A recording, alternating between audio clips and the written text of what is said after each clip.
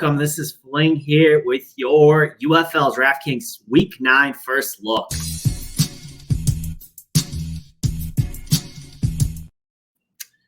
So we're going to get into the slates, week 9 slate over on DraftKings. And, I got to tell you guys, it's been a crazy year, and this slate is going to be even crazier because there's been so much variance. Who knows, what's going to happen with this one, because we have teams that have nothing to play for, teams with a lot to play for, and it's already hard to predict what's going to happen as it's been all year long with just 2 QB systems, multiple running backs. I'm going to try to navigate through it. And with that, I guess we'll start with the Vegas lines.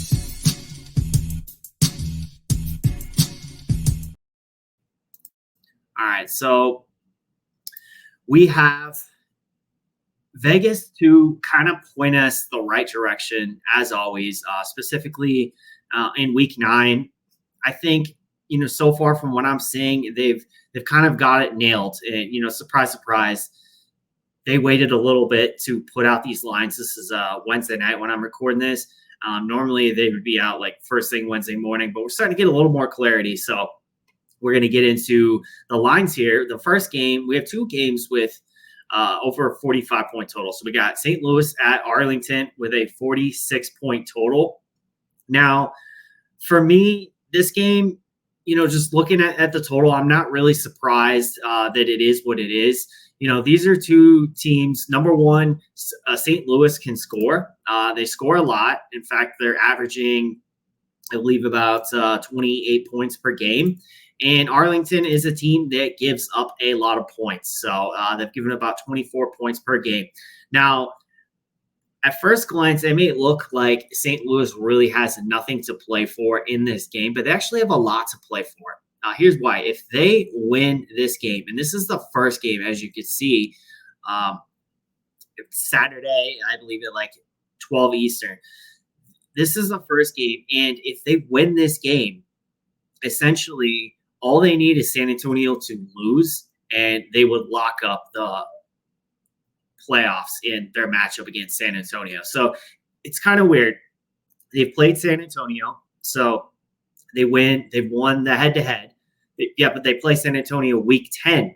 And the thing is that San Antonio could win that, of course, but it goes down to they would be 1-1 in the tiebreaker, and the other tiebreaker is how you've done your division. Well, San Antonio's lost twice in their division. St. Louis has not. They've only lost one time. All right, they've lost twice, but they've lost twice in the USFL. So if St. Louis wins this game and San Antonio loses to Birmingham, which is Birmingham, let's be real, St. Louis they would get home field advantage in their first playoff game, which has already been decided. That's the crazy part of all this. We got 2 weeks left, and all 4 playoff teams have been locked up. So we got St. Louis, we got Birmingham, we got San Antonio, and we got Michigan. So those are the 4 playoff teams. St. Louis and San Antonio will play in the first playoff game, but where's it going to be? That's the question.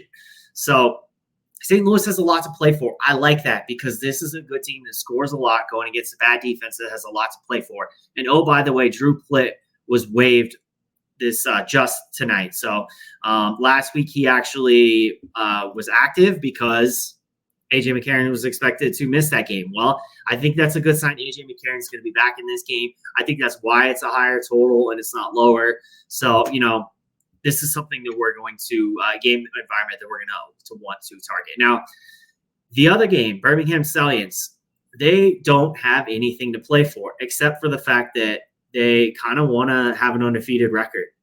This team is back-to-back USFL champions. I know it's a new league, but they've been dominating this league, really. They're undefeated. They have won like 15 straight. They have a chance to finish this season undefeated. So I think they might go for that. And even if they rest some of their starters, Adrian Martinez, Ricky Person Jr., this is a team that is so stacked that I actually think they could still rest a couple guys. They got a really good QB room, really good running back room. They could still win this one. So they don't really have anything to play for except for pride and that undefeated record, which I think they will. San Antonio does have a lot to play for, because if they win this game and St. Louis loses, and then they would basically be playing St. Louis potentially for home field. So they want to win this. I don't think they will, which is why I really like St. Louis to try to win their game. But nonetheless, I think there's, on the San Antonio side, it's going to be a fade for me. But Birmingham, I really like the Birmingham side of this game. So another game, we are having Michigan against Houston with a 40-point total. This one's pretty low, kind of an avoid for me right now. Michigan's been good, and they don't have anything to play for. But I think Houston kind of came to life last week. We saw something. We're going to get into that when we get to quarterbacks here in a second. So, maybe I might be interested in a little bit of Houston, but not a lot. Definitely not looking to game stack this one. And then last one, this is kind of a scenario where we also want to target. We also want to target teams where they have nothing to play for except pride and except putting something on film so that they play in the UFL next year or they get an invite to the NFL. So I think this is certainly one that I'm going to be targeting as well, because these two teams have bad defenses. Their offenses have not been very good either, but I think this one has kind of stinky shootout potential. It's the second highest on the slate. So that is something that we like as well, of course.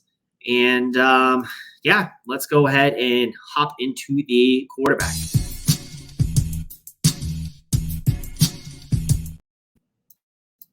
All right, so we go pick a contest, and the contest, not super impressed this week. I probably won't be playing a whole lot of volume the rest of the way. They went ahead and it's very strange. The $33 1,000 to first they'd been filling pretty much every week, and they went ahead and they changed that contest. They also bumped it down to $5K to first. I'm guessing, a lot of people are kind of towards the end of the season, and specifically with not knowing what these teams have to play for, there's just a little bit of waning interest. If you're still here, you're a diehard. You're playing to the end, so good for you. That's why, of course, I like doing this first look. But nonetheless, the contest not as good. So just play less volume. Just have fun with it. It's a little sweat until, we jump right into best ball season. And by the way, I'll be covering that on this channel. So if you like best ball, make sure to come back. Make sure you're subscribed. Hit that like button. It really helps. Make sure you subscribe to the channel, because as soon as the UFL is over, I'm jumping right into best ball. So the quarterbacks, Adrian Martinez would obviously be the QB1. So, as I kind of gone over, if you catch my first look video last week, Adrian Martinez, guys, he's averaging 33 DK points per game. So, he's only got 5 starts. So in the 5 starts, he's got 13 passing touchdowns. He's got 3 rushing touchdowns, 430 yards rushing, 1,300 yards passing. He's just killing it. If we know he's going to play the whole game, he's QB1, right? But we don't know that he's going to play the whole game. In fact, he probably won't, because they don't have much to play for. And I think maybe they're going to get Matt Corral sometime. I don't know. I would say for sure Adrian Martinez probably not playing week 10, but he could play week 9. So you're going to have to watch news of that. If he plays, he's the best QB on the slate. The other guy, the second best QB on the slate for me, is going to be AJ McCarron. He could definitely dice up Arlington, and he should dice up Arlington. And did they play Arlington? Yeah, they played him earlier. He got 2 touchdowns. I'm pretty sure that game was kind of a shootout. So they got 27 points. Some went to the running backs per usual, but maybe this is the game for AJ McCarron to get all the tutties and have some positive touchdown regression and have his 30-point game. I'm shocked we have not seen one from him this year. Lots of 20s, very consistent, 1, 2, 3, 4 20-point performances, but hasn't got a 30. Maybe he'll get it in the spot. So if he plays, I would play him. I like him. The other guy, if we know that if they said Adrian Martinez is going to miss the game, if that's what Skip Holtz tells us, and he has Matt Corral as QB1, I would be interested in playing Corral. He has had some good games. Let's see. Yeah, 18-point game, 17-point game. He's capable of a 20-plus point game, and he comes at a bit of a discount, obviously from AJ and Adrian Martinez. So, I would have some interest in them. The other guy that I'm really looking to play, I think he showed me a lot last week. Showed some flashes, came in, didn't play much, but showed flashes against a very good Birmingham team. He's a little banged up, but they said if he's ready to go, we're going to probably start it. That's Nolan Henderson. He's 8,400. Came in last week, only 14 attempts, 9 completions, 64% of his passes, got almost 100 yards. He did get a rushing touchdown, so he's got a little bit of rushing floor too. 9 attempts, 34 yards, got a rushing touchdown, 14 points. Didn't play the full game, only played part of the game. So he would be a guy that I would love to play as a GPP play. I would expect him to be low owned. It's significantly cheaper than Adrian Martinez and obviously AJ McCarron. And, we would expect Henderson to come in and play the full game in that scenario if he starts. So he'd probably be my favorite play this week, just given the potential uncertainty of Martinez and AJ McCarron. Now, if we know AJ McCarron was going to start and the intention was to win this game, to play the full game, he would be my favorite play. Same with Adrian Martinez. He would be even a tier above AJ. Okay. Now on to running backs.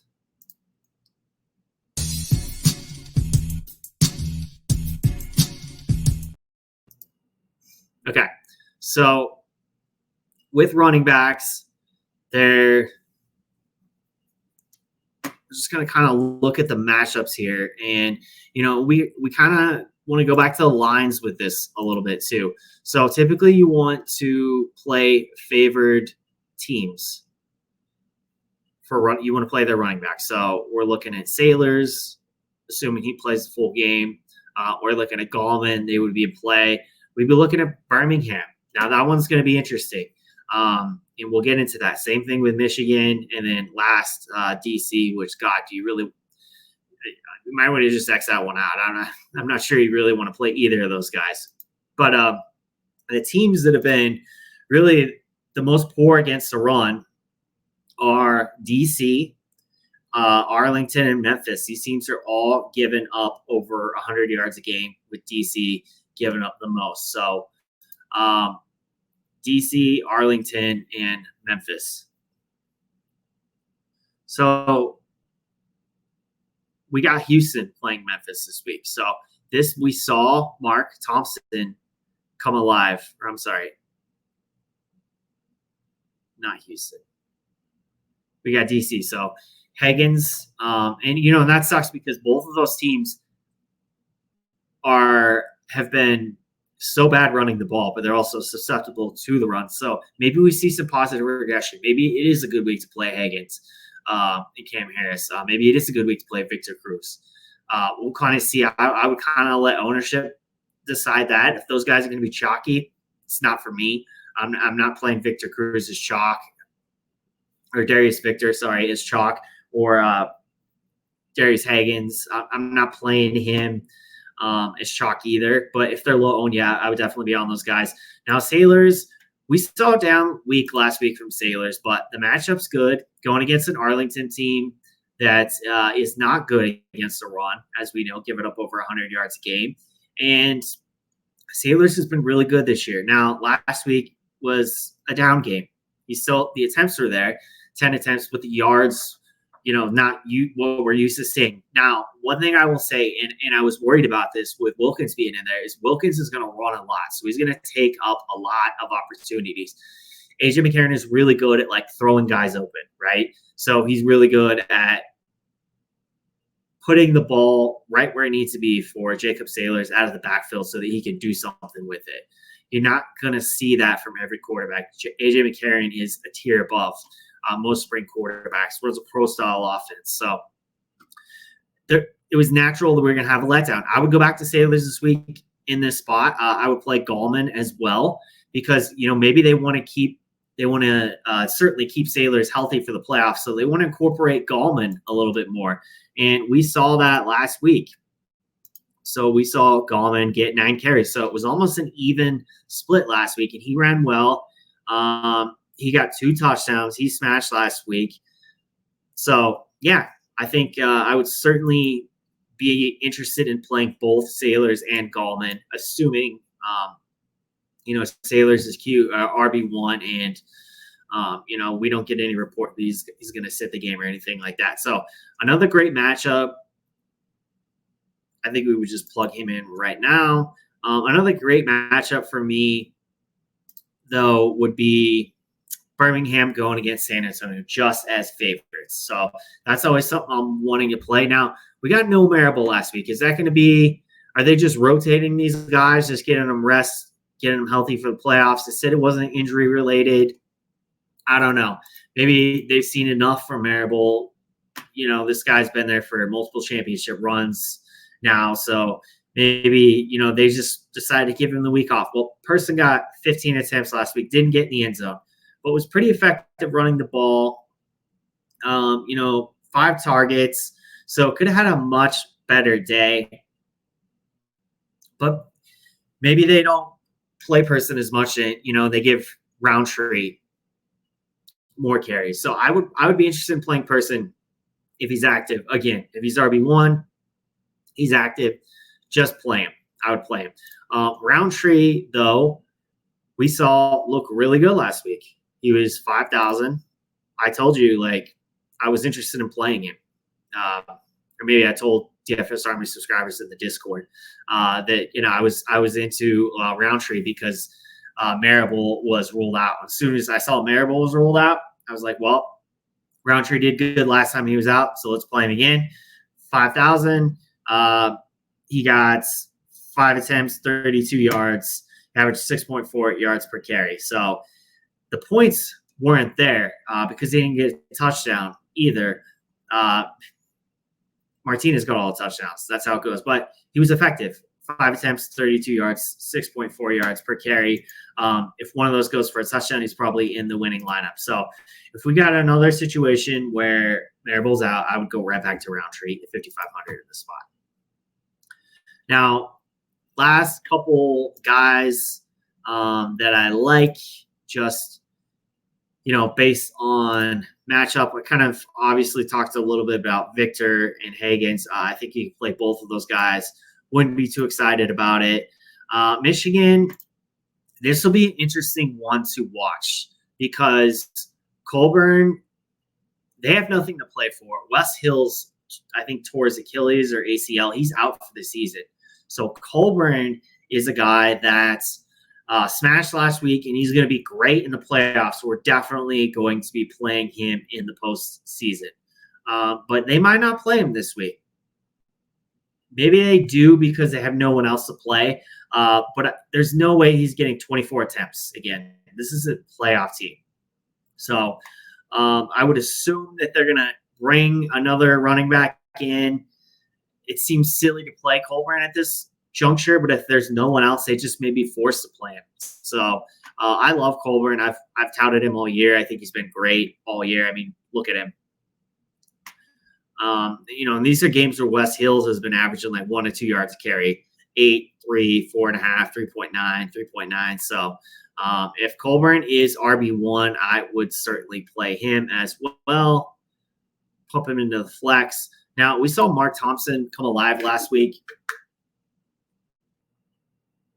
And specifically this week, I'm just giving you options because I don't know who's going to be active. So I'm going to go over this just a little bit more. Thompson, I've said it. Curtis Johnson just drives me crazy as a coach because you should have been doing this. They actually had a chance to beat Birmingham last week. How did they do it? They gave Thompson the ball, 11 attempts. He had almost 5 yards of carry. He had 2 touchdowns. You should have been doing this all year once you got him back. Hopefully they'll do it again. Hopefully we'll get more because it's a meaningless game for them, but they want to go out and win. These coaches, these players want to put something on film. So, yeah, I would like Thompson going against Michigan. So, honestly, with all the other uncertainty, he'd probably just be one of my favorite plays on the slate. As far as other running backs, maybe some value guys, that's probably it. Unless we get like a Nate McCrary who ends up as like RB2 and could potentially get the bulk of the carries because they're trying to keep Colburn healthy. Yeah, I would definitely, take a flyer on like a 4K guy like that. So that is going to do it for running backs.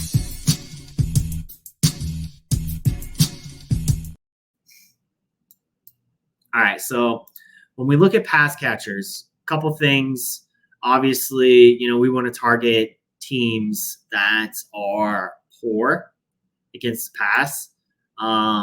Memphis, for example, we got DC going against Memphis. So, maybe we're going back to Ty Scott. We're going back to Roland, those guys for sure. On the other side, DC isn't terrible. They're pretty good against pass. They're not terrible. So, I wouldn't be so crazy to go back to Cookus player, stacks. I'm not playing Cookus stacks, but yeah, I would play Dawood Davis, those type of guys. And then obviously Arlington, they give up a lot of points. They give a lot of yards. So pretty good combination to go to St. Louis. And, we'll really kind of start it out there. Hakeem Butler, I didn't want to play him last week because he's too expensive, and I knew there'd be a drop-off with Wilkins. And potentially, because we knew it was going to be 2 QB system, and Wilkins likes to run. So do I want to play a 10-5 wide receiver in that scenario? Not really. And, we saw it was his lowest of the season, lowest of the score of the season since week 1 and week 2. But if we get AJ McCarron, this is a perfect bounce back spot for Hakeem Butler. So I would go right back to him here if that's the case. Jontre Kirkland against Birmingham, no. He's been terrible without Dormady. Now, one thing I wanted to say, Chase Garbers could get some snaps this week. So that is, one thing I forgot to mention with quarterbacks. But that's going to mean that him and Dormady are probably going to be in a split. So that's going to be an avoid for me. But if Garbers is back for the playoffs, keep that in mind. I think we can go back to Kirkland in the playoffs. Just given the matchup against Birmingham and how poor Dormady's been. And don't let last week fool you. Most of Dormady's production last week was to Anthony McFarland, who, probably going to be a fade candidate for me because he's very boomer bust and he's expensive and it's a tough matchup. So, but yeah, most of Dormady's production came there. I think we go back to Kirkland in the playoffs, but it's not going to be right now. Shakur Pearson was out last week. And I liked Shepard when Pearson and Aitman was out, but with the backup quarterbacks, you just never could predict what they're going to do. And Shepard got 1 target, 0 catches. If we get Pearson out again, though, I would go back to Shepard for sure with A.J. McCarron. That's the disclaimer, with A.J. McCarron. Now, Justin Hall, he's a guy I think we can pretty much play every week. So he got 5 targets last week in a tough matchup. Still got 15 points. He's getting 5, 9 targets most weeks. Kiki Chisholm is a guy that I like because he's significantly cheaper. And, his upside is just about the same as Hall's. So I like Chisholm. And then, you're kind of going just at wide receiver. You're certainly going to go with the guys that are getting a lot of volume and we project to be throwing a lot. So same thing. It's kind of been with Arlington all year. Bad defense. They're going to be throwing a lot. So JP Payton, he's finally priced up in this spot, which is surprising me because I don't know what got into DK this week. Because look at him. He's been 6,700, 77, and they bumps him up to 82 after he went down in points. It's crazy to me. I'd probably be more inclined to play Sal Canella, who's been smashing. I mean, look, since week 5, he's just been absolutely smashing. So, I think you can play him against St. Louis, high score, high projected implied game total, and they're going to be losing. So they're going to need to throw. Now, Marcus Sims, I would like Sims if we got Etling back this week. We have not seen it from him really at big games since Etling was at quarterback. So I'm out on him. But yeah, GPP, low confidence, high upside GPP play, that is certainly Sims.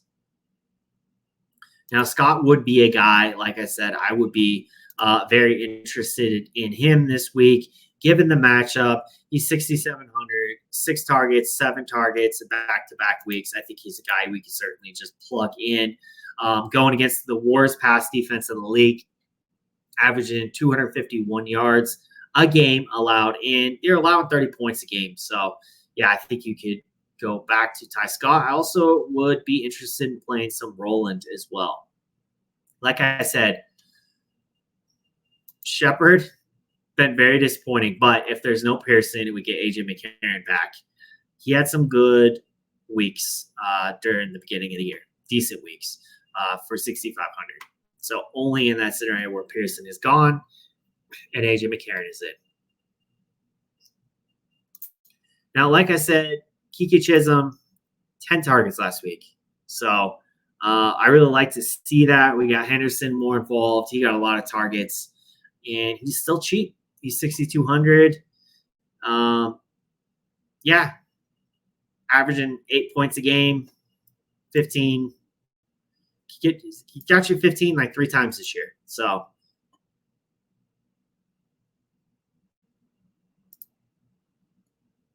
and then do we have enough money for D? We don't. So we're going to have to maybe come off Chisholm.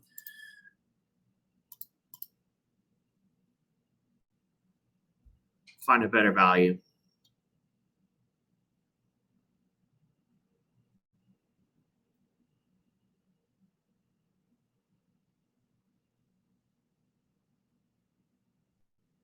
Same thing. If we get AJ McCarron back, he could play Steven Mitchell. He didn't do anything last week, but when we had AJ McCarron in the lineup, he was fine. He's getting 13 points, 5 points, 6 points, 4,700. Not a terrible punt. Like I said, you could play Roland as well. 7 targets last week. That you see the thing with Roland Scott. You see the bump in targets because Harmon was out, so it wasn't just an outlier. Like they lost Harmon, so that's certainly a decent play. Nakua only 2 targets last week. After the week before, sad to see, but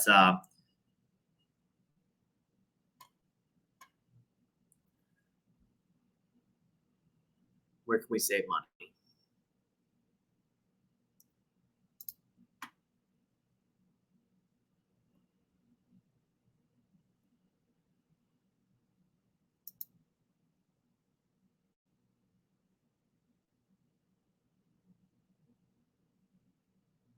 You could play Roundtree again. This is very dependent on if Pearson was to sit, or not so much Pearson to sit, but if Marble was to sit that game. Higgins looked good last week, so that's what we like to see. 8 carries, 37 yards. Negative game script from them, still did really well. I think you can play Higgins in this spot. And then that would allow you to play like Renegades, or you could definitely play Houston against Michigan, who has nothing to play for. So I think that'd be definitely a good lineup. DC going against Memphis. They're just giving up 125 yards a game to the run and 30 points per game. So, yeah, that's certainly a type of lineup you could play. Of course, this is dependent on Nolan Henderson playing, and then you got a little stack here with Mark Thompson as well. But yeah, he's cheap enough at 8,400. If he gets a start, I certainly would be good with that lineup. So I think that's going to do it for a first look this week, guys. Crazy first look, crazy week. We don't really know what's going to happen, but we'll see how it all shakes out, and hopefully we'll win some money. Embrace the variance, because these weeks are just absolutely nuts when you don't exactly know who's going to play, how much time they're going to play, and that's just spring football. That's just how it goes. So that's going to wrap it up. Thank you for joining me this episode. We'll see y'all next time. Thanks for watching. Be sure to smash that like button and subscribe.